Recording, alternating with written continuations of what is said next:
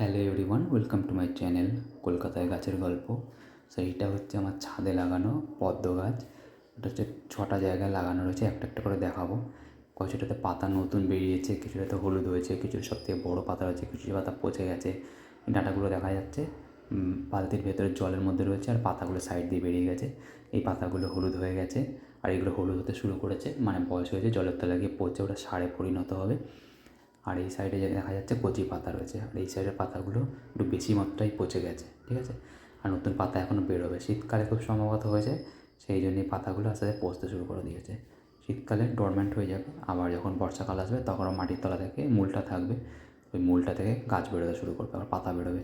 দেখাবো কেন পাতা বেরোবে, সরু সরু মতো ছোটো ছোটো পাতা। এই যে টোটাল বালতিতে 1 2 3 আর এদিকে 4, এটা 4টে বড়ো বড়ো বালতি আছে, এখানে 5 নম্বর গামলা, আর এই 6 নম্বর। এটা সবার আগে লাগিয়েছিলাম, সেই জন্য এটা খুব তাড়াতাড়ি ম্যাচিওর হয়ে গিয়ে পচে যাচ্ছে পাতাগুলো একটু ভালো করে দেখিয়ে দিই। এই জলের তলায় চলে গেছে পচে, আর পচে শ্যাওলা তৈরি হয়ে গেছে। ওটাই সারে পরিণত হবে, অর্গানিক কম্পাউন্ডে। জলগুলো কমে গেছিলো, আর এই বালতিটা দিয়ে 3 লিটারের বালতি যার মতো আছে তেলের, প্রত্যেকটাতে জল ভালো করে ভরে দিয়েছি। শীতকালে এসছে, সেই জন্য ড্রাই পরিবেশ, খালি জল হিউমিডিটি থেকে, মানে জলে থেকে হিউমিডিটি বানিয়ে হাওয়ায় চলে যাচ্ছে। এই যে পাতাগুলো পচে যাচ্ছে, আর এগুলো সারে পরিণত হচ্ছে। এই যে দেখাবো, ভেতরে ফেনা মতো হয়ে গেছে, আর শ্যাওলা শ্যাওলা হয়ে গেছে।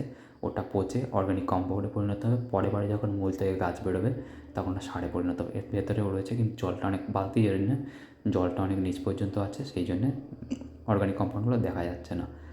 আর এই যে এখানে পাতাগুলো যা ছিলো, ছোটো পাতা বেরিয়েছে, এই ছোটো পাতা মুখ বেরিয়েছে যে এটা। তারপরে লেফট সাইডে যেটা রয়েছে এই পাতাটা হচ্ছে, তারপরে ওইদিকে যে পাতা হচ্ছে আস্তে আস্তে বড়ো হচ্ছে, তারপরে সবথেকে বড়ো পাতা, তারপরে কালো হলুদ হচ্ছে, এই যে ফোটা ফোটা হলুদ শুরু হচ্ছে, তারপরে লেফট সাইডে হলুদ হচ্ছে, তারপরে খয়েরি হয়ে জলের ভেতরে পচে যাচ্ছে।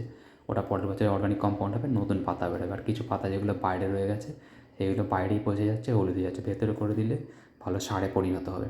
আর এটা হচ্ছে আমার অ্যালোভেরা গাছ বাগানে রয়েছে, ছাদের বাগানেই রয়েছে।